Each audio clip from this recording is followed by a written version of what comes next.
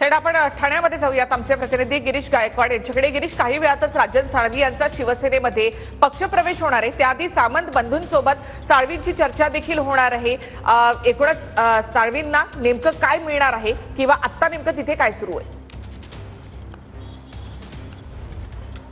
नक्कीच निखिला जी, आपण पाहतोय की मी सध्या लुईसवाडी येथे महाराष्ट्राचे उपमुख्यमंत्री एकनाथ शिंदे यांच्या शुभदीप बंगल्याच्या बाहेर आहे आणि बंगल्याच्या आतमध्ये रत्नागिरी राजापूर लांजाचे जे आमदार आहेत शिवसेनेचे किरण सामंत ते पोहोचलेले आहेत. त्यासोबतच राजन साळवी पोहोचलेले. या दोघांमध्ये बैठक होणार असल्याचं समजतं आणि या दोघांची एकनाथ शिंदे यांच्यासोबतही बैठक होणार आहे. आणि आज एकनाथ शिंदे हे स्वतः ॲक्शन मोडमध्ये आहे. कोकणामध्ये शिवसेनेची परिस्थिती किती भक्कम आहे, किती मजबूत आहे आणि एकोप्यानं संगनमतानं एकत्र कशा पद्धतीनं काम करता येईल याचा देखील आढावा एकनाथ शिंदे सध्या घेत आहेत आणि सर्व नेत्यांशी ते बातचीत करणार आहेत. आपण पाहतोय काही वेळापूर्वी दीपक केसरकर हे सुद्धा या ठिकाणी येऊन गेले. त्यामुळे कोकणातले ते सुद्धा आमदार आहेत आणि कोकणातील आमदारांची जी बैठक आहे ती सध्या या ठिकाणी सुरू असल्याची माहिती मिळते. त्यामुळे काही वेळात जेव्हा ही बैठक संपेल तेव्हा स्वतः महाराष्ट्राचे उपमुख्यमंत्री एकनाथ शिंदे काही वेळात या ठिकाणाहून निघतील आणि राजन साळवी यांचा आनंद आश्रम या ठिकाणी हजारोच्या संख्येनं जे कार्यकर्ते त्यांच्यासोबत काल रात्रीपासून आलेले आहेत त्यांच्या समोर पक्षप्रवेश होणार आहे आणि पक्षप्रवेश झाल्यानंतर शिवधनुष्य ते पुन्हा एकदा हाती घेणार आहे.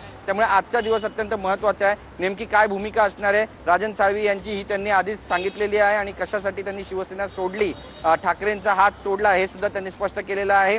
आणि आपण पाहतोय बघा या ठिकाणी आता ज्या घडामोडी त्या सुद्धा वाढायला सुरुवात झालेल्या आहे. जे कार्यकर्ते ते सुद्धा या ठिकाणी येतात. पण सगळ्या कार्यकर्त्यांना निखिलाजी सांगण्यात येत आहे की आनंद आश्रमाच्या दिशेने रवाना व्हा, आनंद आश्रमाच्या दिशेने पोहोचा. 10 ते 15 मिनिटात ही बैठक संपेल अशी माहिती आहे.